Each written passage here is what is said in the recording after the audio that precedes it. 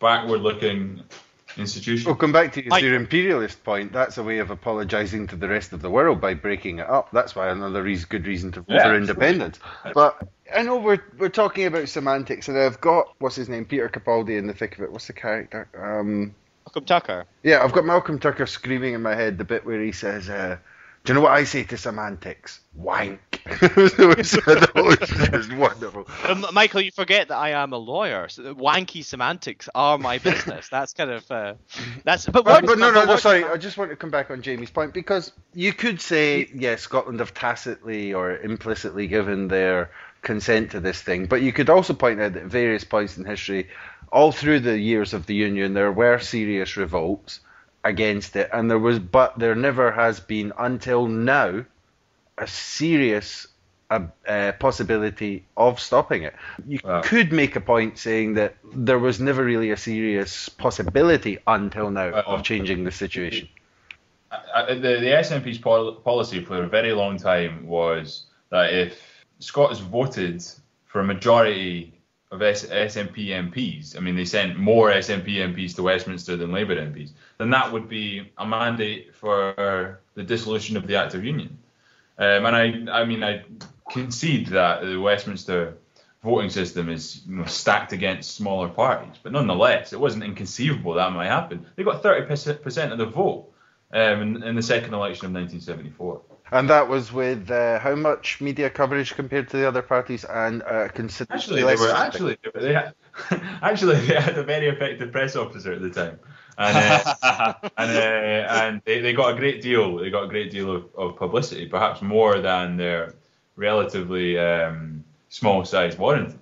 Oh, there you are. There, Jamie, very modest of you to admit that in the context of your old man, presumably, the press officer in question. Peter, I haven't heard from you yet. What do you make of all of our interscene nationalist scrapping here?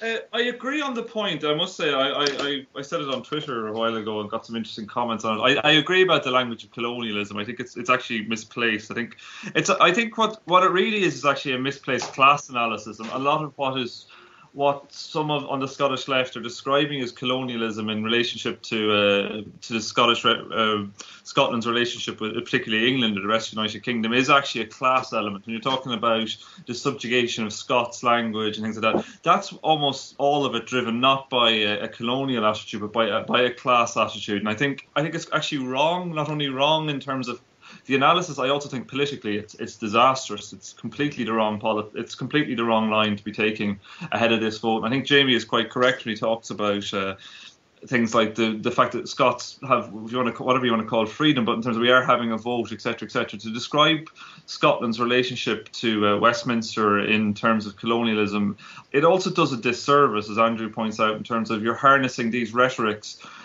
that have been used in anti-racist struggles around the world, some of whom in places where the Scots played a very important role in racism and in the production of the colonial project. On many levels, I find it actually distasteful. I think it really doesn't. It doesn't do. And I think the biggest thing is it doesn't do them any favors in terms of the ballot box. I think all it does is it gives Daily Mail and Telegraph journalists and headline writers an absolute field day.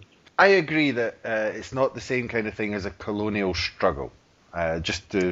However, I'm taking the word in the sense of the meaning of the word, not with the historical baggage, meaning apart from.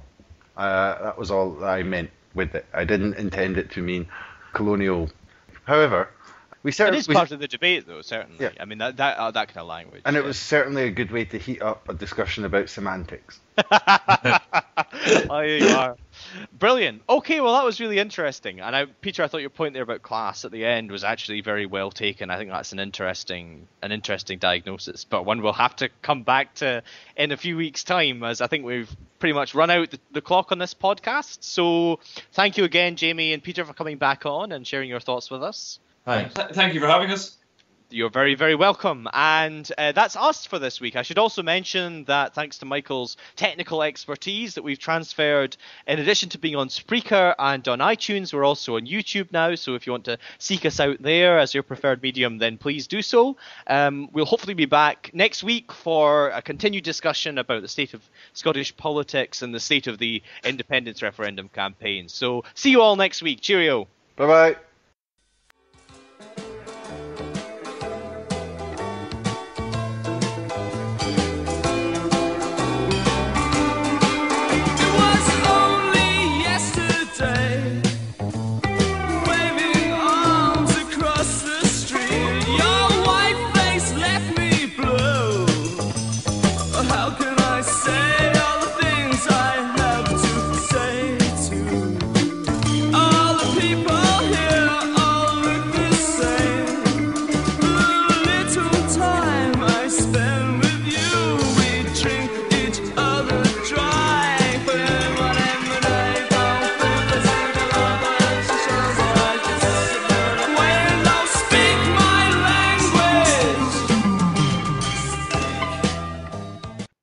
injecting heroin or something. Oh wow!